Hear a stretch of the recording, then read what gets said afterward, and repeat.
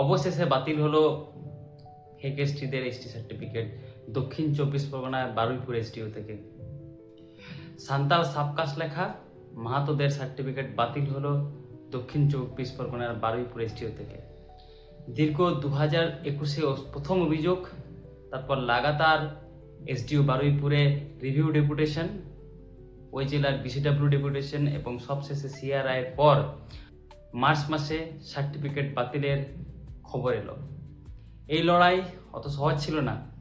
এতগুলো review deputation এবং এই বারুইপুর এসডিওর বিরুদ্ধে হাইকোর্ট কেস, এবং সেই হাইকোর্ট কেস হয় অমৃতা সিনহার বেঞ্চে, এবং সেই কোর্ট কেসে আমাদের হয়তো পছন্দ মতো জাজমেন্ট পাইনি। যে জাজমেন্টটা পেয়েছিলাম যে বারুইপুর এসডিও এই ম্যাটারটা সলভ করতে পারছে না, তাই রাজ্য বিসিডাব্লিউ যেন ম্যাটারটা দেখে এই জাজমেন্ট নিয়ে আমরা ফিরেছিলাম। তারপরে গত বছর 2025-এর সেপ্টেম্বর মাসে বারুইপুর এসডিওতে গণডেপুটেশন বৃষ্টির মধ্যে। তার ফলে দীর্ঘ 2021 থেকে 2026 এই আজকের দিন পর্যন্ত এতদিনের যে লড়াইয়ে আমরা সফল হয়েছি।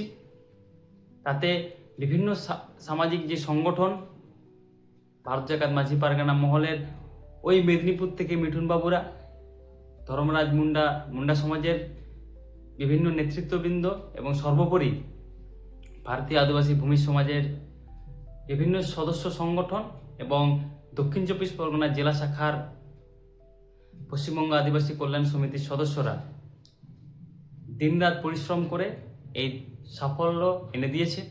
পশ্চিমবঙ্গ আদিবাসী কল্যাণ সমিতির পক্ষ থেকে সকলকে অসংখ্য ধন্যবাদ জানাই। বিশেষভাবে ধন্যবাদ জানাতেই হয় যাদবপুর বিশ্ববিদ্যালয়ের জুস্কার সান্তাল ছাত্রছাত্রীরা, সেদিন উপস্থিত থেকে আমাদের মনোবল বাড়িয়েছে।